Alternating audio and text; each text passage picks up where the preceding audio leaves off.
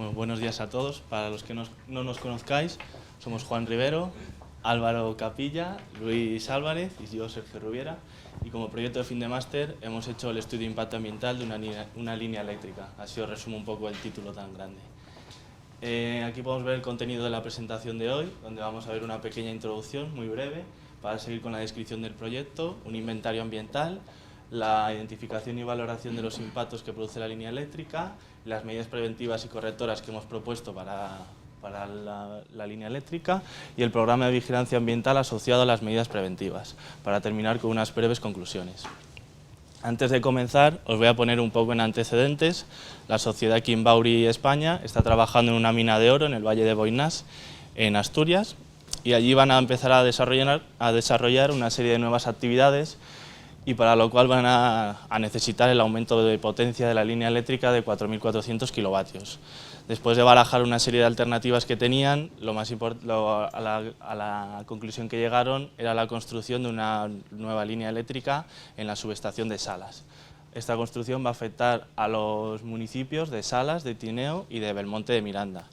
Esto va a ser un proyecto que se lleva a cabo en realidad, entonces hemos tenido muy en cuenta la legislación de aplicación en este tipo de proyectos. Muy importante, sobre todo, la ley de impacto ambiental, por ejemplo, también la ley del patrimonio cultural y biodiversidad y también la ley de montes. Aquí podemos ver dos de las tres alternativas que hemos escogido, la alternativa A en azul, la alternativa B en amarillo. Las dos tienen un tramo aéreo de la línea eléctrica para converger en la zona de la mina en un tramo subterráneo de unos 300 metros. También hemos contemplado la alternativa cero, que es la no realización del proyecto por serie de motivos económicos o ambientales. En la alternativa A, de norte a sur por el oeste, se necesita un total de 36 apoyos, para la construcción de los cuales se necesitan adecuar 11 nuevos accesos temporales. La longitud de esta alternativa de la línea tiene 10.800 metros. Y luego el tramo subterráneo, que tiene una longitud de 300 metros. La tensión nominal de las dos líneas, tanto la aérea como la subterránea, son de 20 kilovoltios. En la alternativa B, de norte a sur por el este, aquí se necesitan 40 apoyos, para los cuales se necesita la construcción de 21 accesos temporales y la longitud será de unos 12.000 metros. Podemos ver que la afección en términos de superficie de esta alternativa ya va a ser mayor que la alternativa A. Vale. Una vez planteadas las alternativas del proyecto para llevar a cabo su construcción, hay que conocer las diferentes acciones que se llevan a cabo durante el proyecto. Esto nos va a permitir más adelante identificar y valorar los diferentes impactos que se tienen sobre en medio a la construcción de esta línea eléctrica. Vamos a valorar las acciones en la fase de construcción, como son la apertura de accesos, el movimiento de camiones y maquinaria, la excavación y cimentación, el izado de los apoyos y el tendido del cable, también el empleo que se genera en las zonas locales donde se desarrolla el proyecto, la retirada de maquinaria y la restauración que hay que hacer posteriormente a la construcción. En la fase de explotación principalmente son la presencia de los apoyos y de la línea eléctrica. Para hacer una valoración muy detallada de los impactos que lleva esta línea eléctrica, se tiene que realizar un inventario ambiental muy detallado en el que se valoren muy bien todas las afecciones que se tienen en el medio ambiente sobre los diferentes variables, como puede ser la fauna, la vegetación o otros términos, y eso nos lo va a explicar Álvaro. Bueno, pues una vez definida la acción del proyecto, es necesario hacer un inventario ambiental para identificar y describir aquellos factores ambientales que puedan ser afectados por la línea eléctrica, por el proyecto.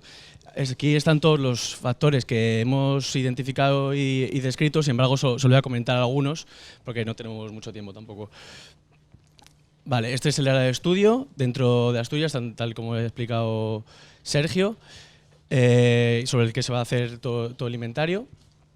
En cuanto a la geología, geológicamente hablando, está marcado dentro de la zona cantábrica, en la unidad de Somiedo, y principalmente afloran materiales paleozoicos con algunos materiales terciarios discordantes de los anteriores, Y bueno, las unidades litológicas que hemos identificado, desde la más antigua hasta la más reciente, la formación Láncara, la formación Ovil, Barrios, Formigoso, Terciario, Cuaternario. Comentar, el Cuaternario se compone principalmente de depósitos aluviales, eluviales y coluviones. En cuanto a las formas del terreno o del relieve, hemos estudiado las pendientes, las orientaciones y la altitud de la zona. En cuanto a las pendientes, comentar que se pueden considerar pendientes medias altas, estando la mayoría de la superficie entre el 15 y el 35% de pendiente. En cuanto a las orientaciones, tan solo comentar que principalmente es orientación sureste y noroeste, y las altitudes van entre los 100 y los 1100 metros, estando la mayoría de la superficie entre los 500 y los 700 metros.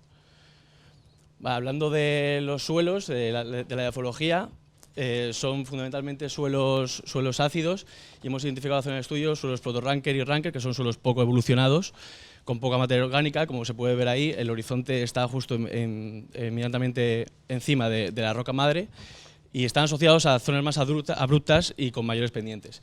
Por otro lado, tenemos los suelos pardos asociados a zonas llanas, que sí que están más evolucionados que el proto-ranker y el ranker. Y por último, los fluvisoles, que están asociados a las vegas del río y también están poco desarrollados, tienen poca materia orgánica.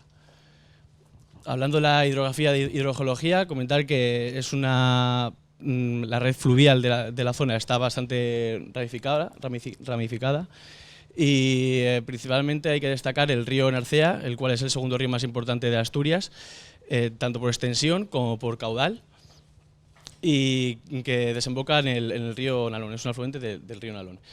Y hablando de hidrogeología y de las aguas subterráneas, son materiales principalmente de baja o media permeabilidad, y hay un acuífero existente, acuífero calizo-dolomítico existente, por la zona en la que atraviesa la alternativa B, y la alternativa A no atraviesa por ningún acuífero. Luego también hemos identificado los riesgos naturales y la susceptibilidad que hay a que se produzcan en esta zona. Por un lado, a deslizamientos superficiales debido a pérdida de cubierta vegetal o a obras en taludes, hay un riesgo alto de deslizamientos superficiales. En cuanto al desprendimiento de rocas y movimientos de masa, es un riesgo relativamente bajo. Y luego el riesgo de incendios forestales, obviamente, porque es una zona con bastante vegetación, y sobre todo hay que tener especial hincapié en la época seca. Y luego riesgo por inundaciones, porque la red fluvial es muy extensa. La vegetación. Para estudiar la vegetación, lo que hicimos a través de la red ambiental de Asturias, que viene bastante información, fue primero identificar las unidades fitogeográficas en las que estaban presentes en nuestra zona de estudio. Luego, una vez hecho esto, vimos qué especies protegidas, que están protegidas por legislación específica asturiana, qué vegetación está protegida. Y sobre todo vimos que hay presencia de acebo en las zonas de estudio. Eso es algo importante a la hora de luego hacer una evaluación de los impactos. Y por último, la vegetación observada la definimos con cartografía disponible, principalmente ortofotos y sobre todo Google Earth. Y bueno, ahí están la alternativa A y la alternativa B por las zonas por las que discurre. En cuanto a espacios protegidos, nos centramos en la red de espacios naturales protegidos y en la red Natura 2000. En la primera, no hay ningún parque nacional, parque natural cerca, tan solo identificamos un monumento natural que es un árbol muy grande, pero que está muy lejos, con lo cual no afecta nada. Y en cuanto a Red Natura 2000, sí que identificamos dos lugares de importancia comunitaria y dos zonas de especial protección para las aves. Estas dos últimas están bastante alejadas, en torno a 8 o 10 kilómetros, por lo cual no afecta mucho. Pero los LIC sí que están presentes, tal y como se ven ahí. Lo único, hay que remarcar que el LIC Río Narcea es el que tiene más importancia en este estudio, porque la alternativa B atraviesa este LIC. En cuanto a la fauna, al igual que con la vegetación, definimos las comunidades faunísticas a través de la red ambiental de Asturias, donde viene mucha información, y una vez hecho esto nos centramos sobre todo en qué especies protegidas, también por legislación específica asturiana, podía haber en nuestra zona de estudio, y vimos que estaba el urogallo y el oso pardo. Aquí están los mapas de la distribución tanto potencial como actual de cada una de estas especies. En cuanto al urogallo, como se ve, no afecta la zona de estudio, ni a la actual ni a la potencial, pero sí que hay que tener en cuenta que en la distribución del oso pardo la alternativa discurre en su mayor parte por la distribución potencial y un poco por la distribución actual, y sin embargo la alternativa B discurre en su mayor parte por la distribución actual. También es un aspecto a tener en cuenta en la elaboración posterior. En cuanto al paisaje, aquí, debido a que uno de los principales impactos que genera una línea eléctrica es en el paisaje, quisimos elaborar un poco más esto y dar una valoración del paisaje.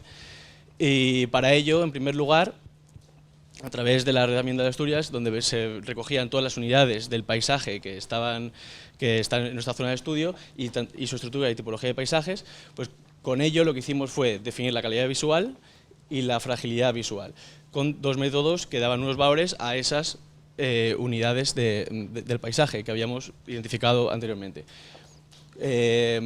Con esto nos sale una calidad visual media-alta, asignando los valores que estaban en este método, y una fragilidad visual, o lo que es lo mismo, una capacidad de absorción del impacto que tiene ese paisaje, un valor medio. Y por último, hicimos una integración de la calidad y la fragilidad y nos dio una capacidad para subir actividades impactantes media-alta. Y bueno, por último, comentar el patrimonio cultural, echando un vistazo a las cartas ecológicas de los concejos, esto es lo que encontramos, pero que no afecta en la línea, casi está en la zona de estudio, pero no afecta casi. Bueno, yo os voy a contar un poco cómo hicimos la identificación y valoración de impactos. Lo primero que hicimos fue la identificación de los impactos presentes en el proyecto, lo hicimos con un sistema matricial de Leopold, que es esta matriz que veis aquí.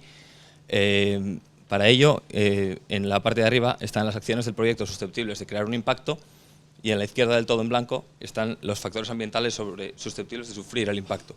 Cruzándolos y viendo qué acciones afectan a cada factor, lo que hacemos es obtener una lista de los impactos. Lo siento, está muy pequeño, se ve mal.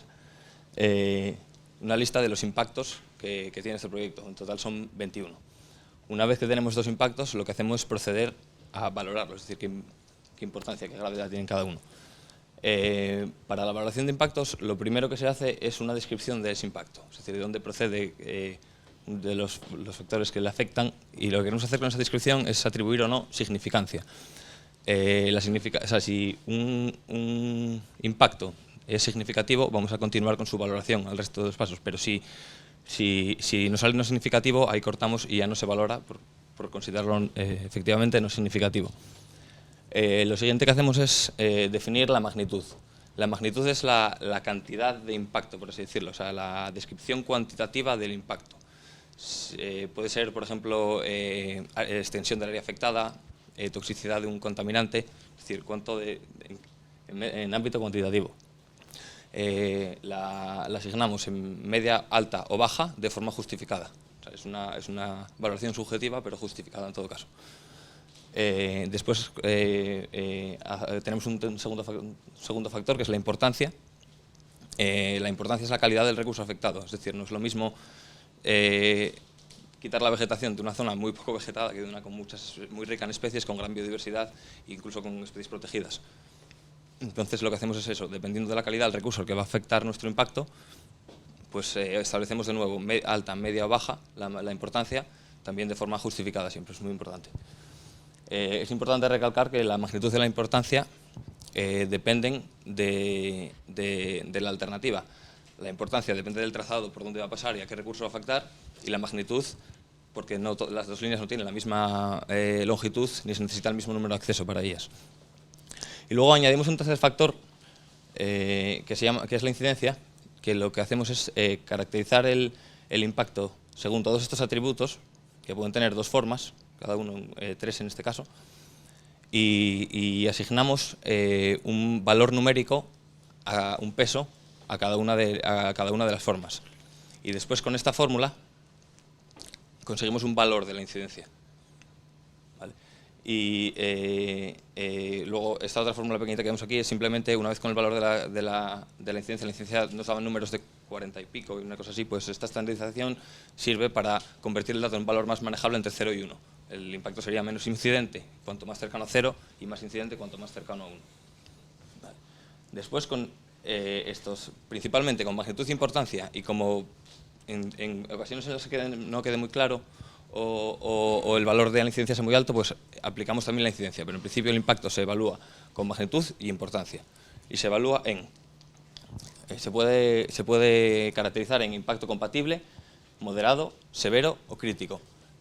Todos los impactos que no sean compatibles van a necesitar acciones o sea, medidas correctoras o preventivas, de alguna manera. Y bueno, este es el resultado final para cada alternativa, de la valoración final de todos los impactos. Estos son los significativos. Los de antes eran todos los observados, y estos ya son solo los significativos, que fueron los que se entró a valorar.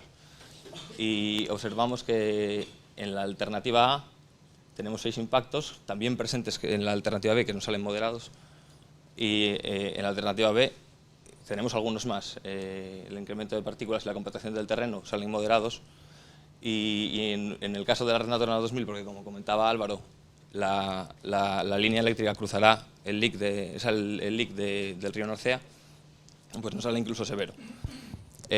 Con esto lo que hacemos es elegir la alternativa que necesitamos para nuestro proyecto, y ahora os va a explicar nuestro compañero Juan por qué. Bueno, aquí vamos a ver la justificación de la alternativa propuesta que nosotros escogimos. Bueno, es a través de todo el estudio que veníamos haciendo de la valoración de impacto, nos pudimos dar cuenta que gracias a que la alternativa B tiene una mayor longitud, tiene 12 kilómetros, y la A tiene 10 kilómetros, el número de accesos que debe de haber para poder construir esto se van a ser mayores en la alternativa B. Y también contemplar también lo de la valoración, que hay más compatibles y moderados en la alternativa B, y más bien más moderados en la alternativa B que en la A, y hay un crítico que es el caso del leak en alternativa, diré uno severo en alternativa de B del leak. Después entramos a las medidas preventivas, correctoras, también vamos a verlas. Entonces, primero, en la protección de cubierta vegetal, el mayor impacto que tenemos es el movimiento de maquinaria dentro de los caminos, que el constante movimiento de la maquinaria va a tener afecciones en la cubierta vegetal, ya que se van a tener que utilizar nuevos caminos y la cubierta vegetal se va a perder, que esa es la afección sobre las poblaciones de flora y fauna, que vamos a tener ahí una cierta afección. Y lo que vamos a hacer es introducir medidas primero para que se regule la cantidad de tránsito que hay de maquinaria en estas zonas, y también para ver, pues, hacer como un proyecto de qué afecciones podemos hacer y qué modificaciones podemos hacer en la implantación del proyecto, ver cómo lo vamos a diseñar. Y por último, en el aumento de riesgos de incendios, ya que estamos totalmente metidos en medio de puros árboles y bosque. Esto es una medida que también es importante, ya que todo lo que nosotros tengamos que retirar de cubierta vegetal lo tendremos que mover rápido para no tener ahí un foco importante para un riesgo de incendio. Y también pues ver en la fase de la construcción cómo hacerlo para que esto no haya problema al momento de implementarlo. Después tenemos las medidas preventivas en protección de fauna, que también hay riesgo de electrocución o riesgo de colusión por avifauna. Entonces, esto también es viendo los estándares de la línea, del diseño de la línea, que vamos a utilizar un modelo de columna que también beneficia las condiciones de la explotación de la línea. Vamos a poder tener un mejor aislamiento que va a ayudar a que no haya tanto impacto en la avifauna, y también tenemos por otro lado el impacto en el paisaje, que también es muy importante.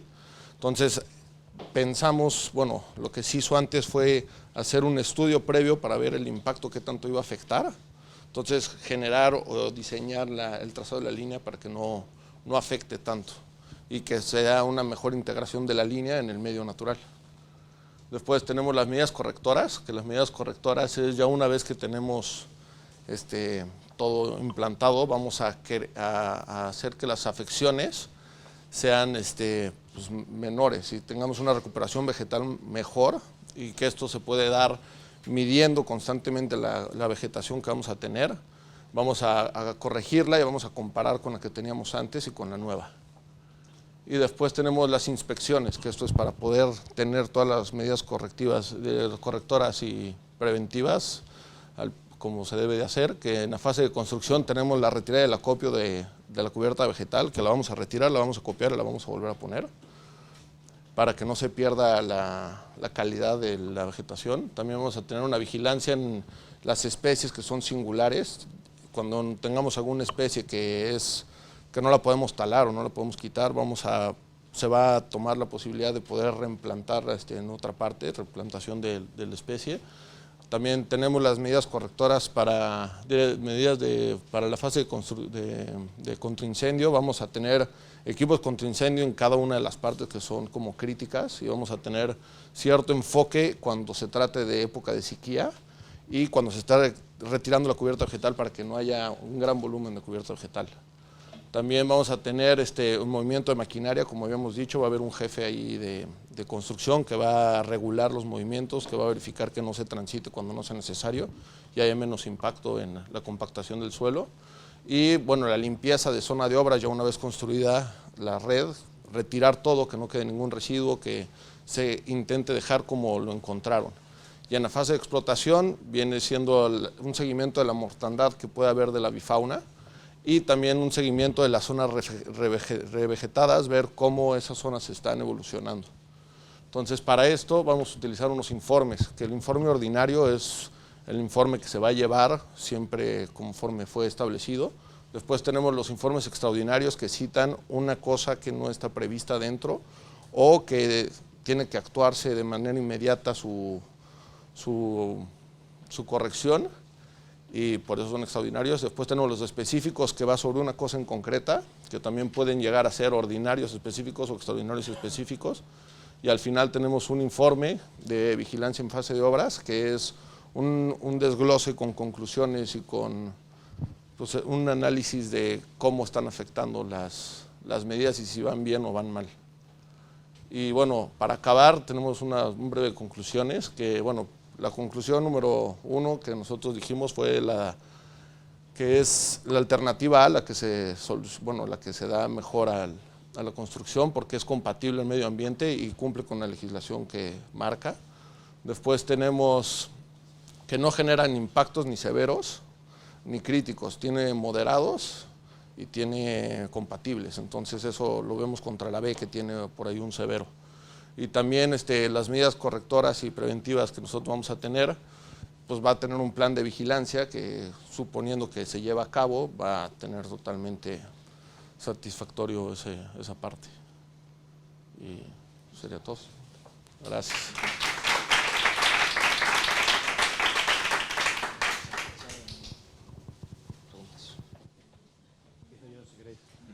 Bueno, pues nada, felicitaros por el trabajo, la verdad que es muy interesante.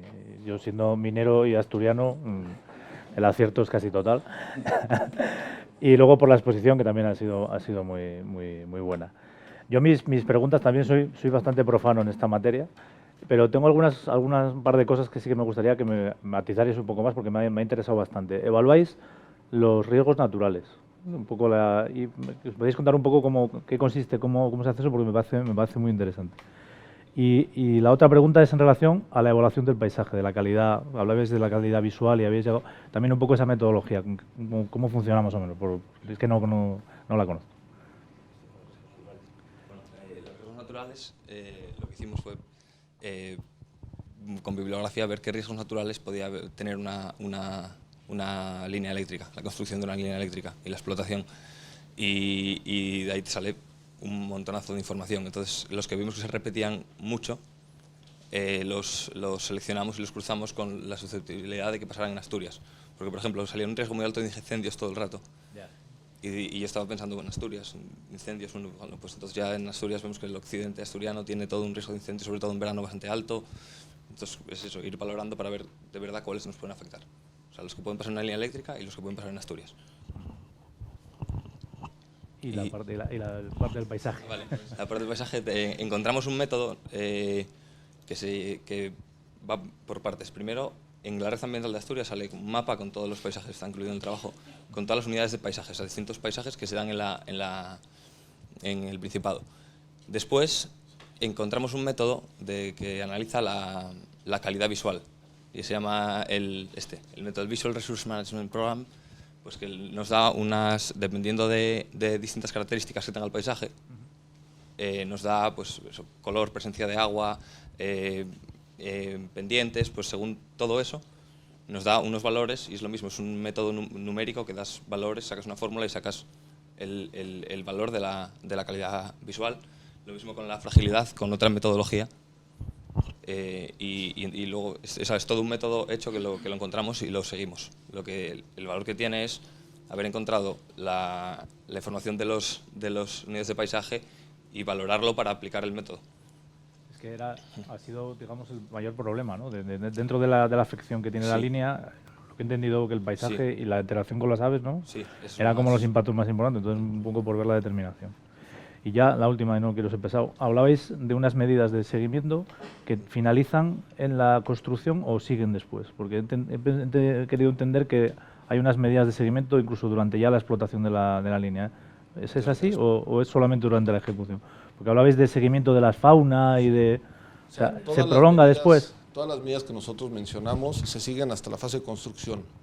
Las siguientes medidas, que era ver las colisiones de las aves y ver cómo es la revegetación, eso se lleva un seguimiento mensual, pero siempre y cuando la administración no nos exija a nosotros poner hincapié en, oye, que estoy viendo que hay muchos lugares y se pueden detectar por medio de estas inspecciones puntos negros en la línea eléctrica donde haya más colisiones o zonas donde la revegetación no está siendo adecuada, entonces ya se implementarían otras medidas para hacer que se recupere la cubierta vegetal. Pero sería, digamos, responsabilidad del explotador minero, ¿no? Que es el propietario de esa línea, ¿no? El mantener esas medidas. Sí.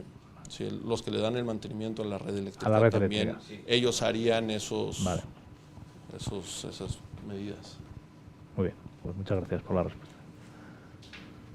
Bueno, yo enhorabuena por el trabajo. La verdad es que a mí los estudios de impacto ambiental me maravillan por el trabajo tan minucioso que hay ahí, de toda la parte del inventario ambiental, todo esto tan detallado. Yo, por irme ya al resultado, esto es un proyecto real, habéis dicho, ¿no? Y desde el punto de vista ambiental nos quedamos con la alternativa A. Esto, ¿qué peso tiene la decisión real de alternativas? La parte ambiental, me refiero, es decir, el peso que se le da de verdad a los estudios de impacto ambiental. La evaluación de impacto ambiental la pasa a la Consejería del Medio Ambiente, que si no te la acepta no vale. O sea, entonces tiene que estar hecho a conciencia, no vale. Vale, me Y refiero además luego... es pública y está sujeta a que la gente... sí. Me refiero, y a la hora de llevar a cabo el proyecto, Sí. o sea, realmente hay un seguimiento de todas las medidas que se han propuesto, es decir, ¿es exhaustivo y riguroso todo ese proceso? Sí, hay un plan de vigilancia ambiental bien definido, es de esperar que se cumpla. Pero luego también tienes que definir en la propia las inspecciones, los informes, cuándo se hacen. Entonces sí creo que depende mucho del trabajo de quien haga la evaluación y de quien diseñe el plan de vigilancia. Y de la propia administración Sí, también, entiendo, ¿no? también. Dependiendo de... Vale, por mi parte, una curiosidad solamente. ¿Cuánto tiempo se tarda en hacer un estudio de impacto ambiental completo de este tipo? Pues, a ver, es que este está muy basado en bibliografía. Normalmente implicaría trabajo de campo, ir a ver qué especies presentes, no mirar en Google Earth. ¿Esto es una abeto, orientación, es un roble, estudio ¿no? de Sí. verdad. De verdad, ¿Cuánto pues, diría tiempo? que 4 meses. 6 meses. Yo diría 6. Así, Sí. Para este caso concreto, Sí. sí, para este caso concreto te puedes ir a 4 o 6 meses. Ujú. Luego también depende de los recursos que le dediques, ¿no? Dices, Bueno, 4 o ya, 6 meses, claro, una sí. persona, 2, 3, 4. Es decir, un equipo normal para hacer este tipo de trabajo, pues el trabajo del campo, que es el más laborioso, digamos, pues lo mismo tiene que haber allí 4 o 5 personas, ¿no? Luego ya en la fase de gabinete, pues ya es donde se puede reducir el número de personas, ¿no? Pero vamos, sí, 4 o 6 meses. Porque Vale. tienes que solicitar mucha información a la administración también. Y, en fin. Vale, muy bien, pues nada más, gracias. Bueno, pues finalmente yo tampoco quiero preguntar muchas cosas porque más o menos ya me lo sé, ¿no? Pero quería felicitaros porque creo sinceramente que habéis hecho una buena exposición, que ha sido muy clara, cosa que es difícil en los estudios de impacto ambiental, ¿no? Porque siempre se tiende a subjetivizar mucho y a que queden cosas como sueltas de que están ahí cogidas con papel de fumar y esto cómo se ha hecho y este 8 de dónde sale, ¿no? Y yo creo que el método que habéis elegido y que es muy claro, ¿no? Es un método claro, evidentemente pues siempre hay grados de subjetividad que se suplen con la información, ¿no? del inventario y del proyecto, pero yo creo que el método estaba bien planteado y que era un método claro y que realmente está muy justificado todas las decisiones que habéis ido tomando, por lo cual pues os felicito, ¿no? Y simplemente por contestar un par de cosillas de las que han salido aquí, o sea, el medio ambiente, el grado de caso que hay que hacerle es el 100%. Es decir, la decisión que se toma aquí, el estudio de impacto ambiental lo hace una empresa, pero ese estudio lo tiene que validar la Administración a través de una resolución. Y si en la resolución se dice que la alternativa A es la que se tiene que hacer, es que no cabe otra alternativa distinta a esa. Se tiene que ejecutar la que ha salido en la resolución. Por tanto, el medio ambiente, pues en este tipo de actuaciones, pues es vital, ¿no? El pasar ese paso previo. Muchas gracias.